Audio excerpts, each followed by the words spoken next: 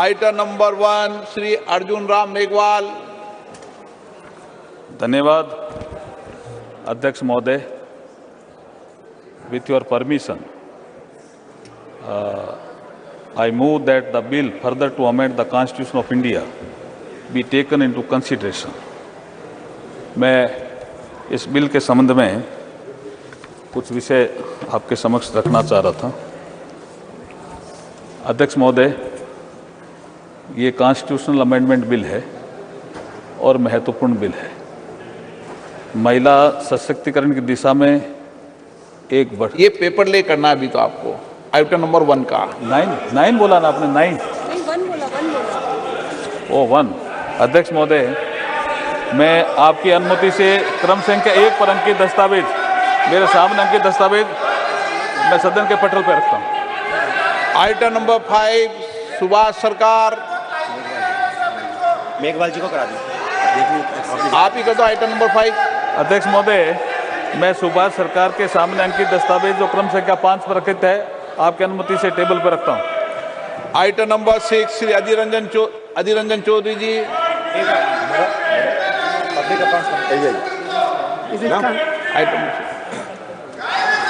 Sir, I rise to present the report number 74th and 75th Hindi and English versions of the Public Accounts Committee 2023-24 as listed against my name in today's list of business serial number 6. Item number 7 Shri Ravneet Singh.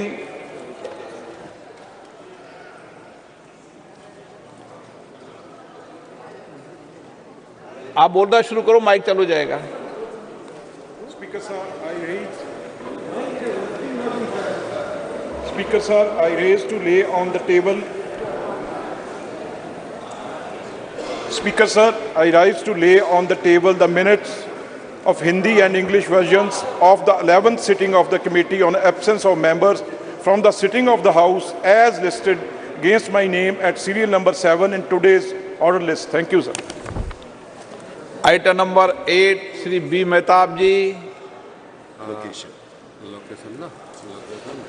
Sir, I rise to present the 51st report, Hindi and English version of the Standing Committee on Labour, Textiles and Skill Development 2022-23 on the Employees State Insurance Corporation, applicability and benefits under ESI scheme, functioning of ESI hospitals and management of corpus fund relating to the Ministry of Labour and Employment. Thank you, sir. माननीय सदस्यगण, नई व्यवस्था है और नई व्यवस्थाओं में technology का भी प्रयोग किया है।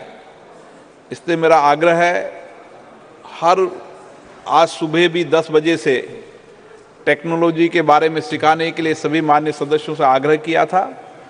कल भी सुबह 10 बजे टेक्नोलॉजी के जो भी सीखना आना चाहें, इस पार्लियामेंट कैंपस में आमंत्रित हैं। टेक्नोलॉजी के कारण कुछ चीज़ें हो सकती है, आपको आवाज़ कम आए, उसको ठीक कर रहे हैं। नए घर में आते हैं तो नए परिवार में आते हैं तो आप सब समझते हैं चीज़ों को।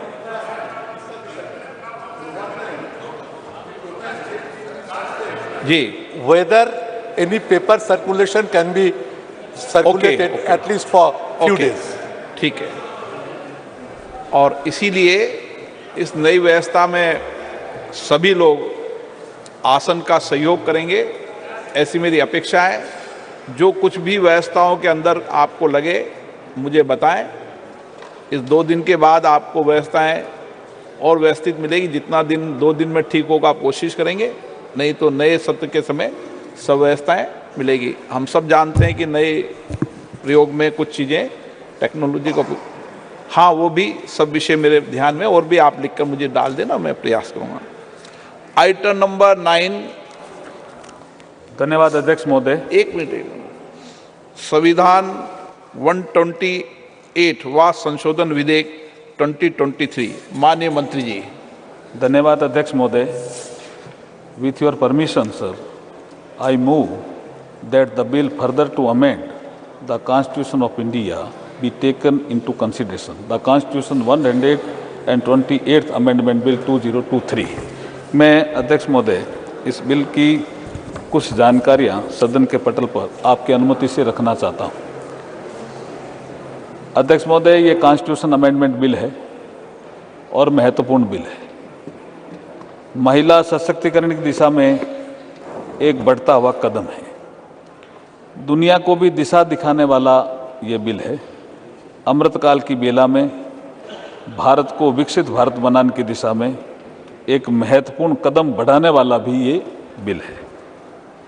माननीय अध्यक्ष महोदय, जैसे मैंने कल जिक्र किया था कि बाबा साहब भीमराव अंबेडकर जी ने 25 नवंबर 1949 को जब संविधान बन गया था और उनका अंतिम भाषण था, तो उन्होंने एक चेतावनी दी थी कि 26 जनवरी 1950 को राजनीतिक समानता तो प्राप्त हो जाएगी, लेकिन सामाजिक और आर्थिक क्षेत्र में जो असमानता रहेगी उसे आने वाली सरकारों को दूर करना होगा। उन्होंने ये भी कहा था, मैं कोट अनकोट कहना चाहता हूँ, 26 जनवरी 1950 को हम परस्पर विरोधी जीवन में प्रवेश करने जा रहे हैं। राजनीति में हमारे यहाँ समानता होगी और सामाजिक और आर्थिक जीवन में असमानता होगी। राजनीति में हम एक व्यक्ति एक मत के सिद्धांत को मान्यता देंगे। हमारे सामाजिक आर्थिक जीवन में हम अपनी सामाजिक और आर्थिक संरचना के कारण एक व्यक्ति एक मूल्य के सिद्धांत नकारते रहेंगे। इस विरोधापूर्ण जीवन को हम कब तक जारी रखेंगे? कब तक हम अपने सामाजिक और आर्थिक जीवन में समानता से लोगों को वंचित रखेंगे? अब इसके बाद जो सरकारें आई, बाबा साहब के इस चेतावनी को भी ध्यान में ज़्यादा नहीं रखा।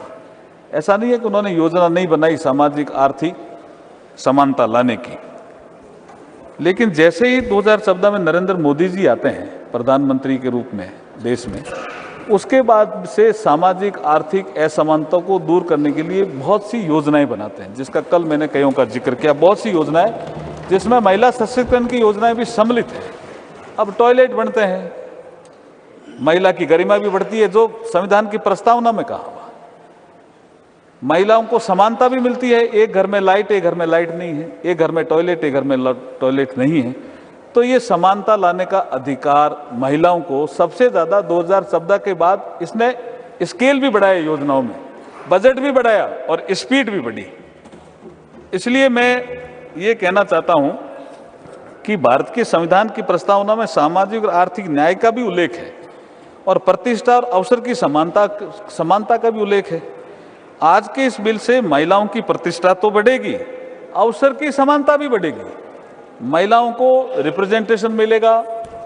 इसके महत्वपूर्ण 4 ऐसे क्लोज हैं जिनका मैं जिक्र करना चाहूँगा कि हम जो इस बिल के माध्यम से अमेंडमेंट कर रहे हैं, इसमें 4 महत्वपूर्ण क्लोज हैं। बाकी जो चर्चा होगी उसके बाद जो विषय आएंगे उसका बाद में उत्तर देने का अवसर मिलेगा, आप देंगे तो मैं दूंगा। पहला जो क्लॉज है वो संविधान का आर्टिकल 239, उसमें हम एक 239AA जोड़ रहे हैं, जिससे नेशनल कैपिटल दिल्ली की असेंबली में महिलाओं के लिए 33% सीट का रिजर्वेशन सुनिश्चित होगा।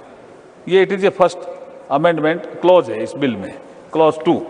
फिर हम दूसरा क्लॉज 3 जोड़ रहे हैं, जिसमें 330 आर्टिकल जो संविधान का है उसमें 33A एक हम सेक्शन जोड़ रहे हैं, आर्टिकल जोड़ रहे हैं, जिसके अनुसार महिलाओं के लिए लोकसभा में 33% आरक्षण होगा। लोकसभा में ये बहुत बड़ा कदम है अध्यक्ष जी, बहुत बड़ा कदम है।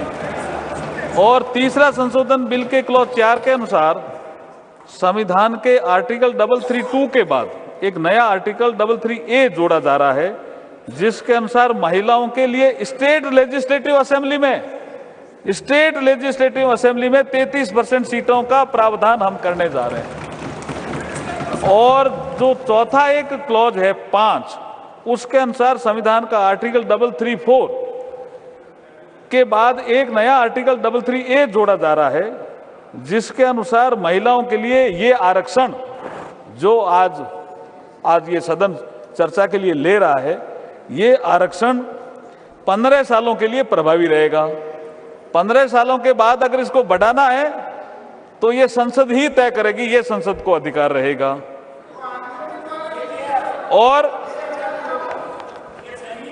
ये जो सीटें हैं जितनी आज है, जैसे जैसे सीटें बढ़ती जाएगी 33% के अनुसार महिलाओं का आरक्षण भी बढ़ता जाएगा। अब मैं थोड़ा सा कि काफी कल भी चर्चा हुई, मैं थोड़ी हिस्ट्री देना चाहता हूं कि भारतीय जनता पार्टी ने अपने राष्ट्रीय कार्यकारिणी की बैठक जो वडोदरा में हुई, उसमें सबसे पहले संशोधन करके महिलाओं को सशक्त करें पार्टी में, इसके लिए 33% महिलाओं से पद भरे जाएंगे, ऐसा निर्णय किया। उसके बाद वातावरण बना, दूसरी पार्टियों में भी प्रेशर आया। अब किया कि नहीं किया मुझे पता नहीं है, लेकिन उसके बाद से भाजपा लगातार लोकसभा और राज्यसभा में 33% सीटें आरक्षित करने के लिए निरंतर प्रयास करती रही। और जब अटल जी की सरकार आई तो बिल लेकर के भी आई। कई बार सर्वसम्मति की बैठकें बुलाई सभी दलों की, कई बार प्रयास अटल जी ने किए। 12वीं लोकसभा के समय 98 में, 13वीं लोकसभा के समय 99 में महिला आरक्षण विधेयक लोकसभा में प्रस्तुत किया गया।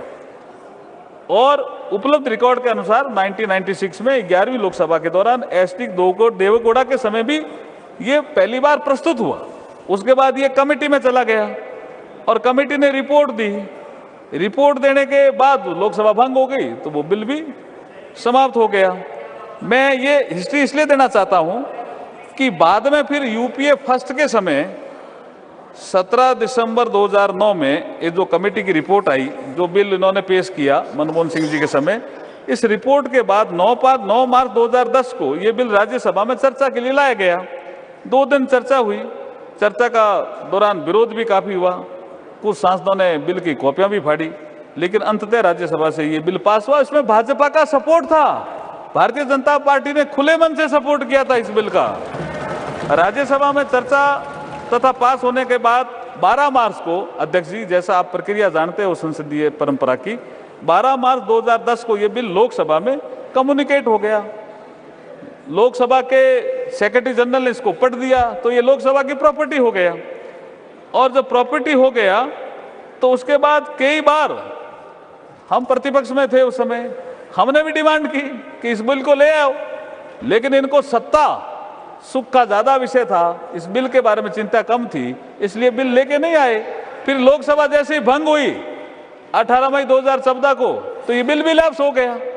तो लोकसभा में तो कभी इनके पीरियड में चर्चा के लिए नहीं आया। फिर मैं ये कहना चाहता हूं कि ये कल जो अननेसेसरी ये विवाद कर रहे थे, संविधान में साफ लिखा हुआ है, आर्टिकल 107 के सब आर्टिकल 5 में प्रावधान है, यदि कोई बिल लोकसभा में लंबित है तो वे लोकसभा के विघटन के साथ ही लैप्स हो जाएगा। It is a constitutional provision.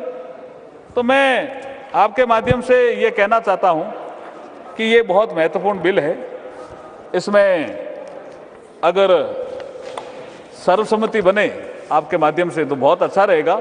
सदस्यों के जो सुझाव आएंगे उनको हम जरूर ध्यान में लाएंगे, क्योंकि एक कविता के माध्यम से अभी का भाषण में समाप्त करना चाहता हूं। नारी के बारे में हमारे शास्त्रों में लिखा है, तुम सृष्टि की आधारशिला, तुम सृष्टि की आधारशिला, तुमसे मानव को प्राण मिला, संगीत तुम्हारा कण कण में, तुमने जीवन में रंग भरा, तुम मां भी हो और बेटी भी, तुम बहन और अर्धांगनी, तुम प्रेम भी हो और शक्ति भी, तुमसे ही जीवन पूर्ण हुआ। ये बिल पास करो जिससे ये हमारा प्रतिनिधित्व वाला मामला भी पूर्ण होगा। बहुत बहुत धन्यवाद अध्यक्ष जी। मैं चाहता हूं कि चर्चा प्रारंभ की जाए और सर्वसम्मति से बिल को पास करने का प्रयास किया जाए। आपको एक मिनट, आपको पूरी डिबेट पे पर्याप्त मौका दिया जाएगा, उस समय आप विषय रख देना।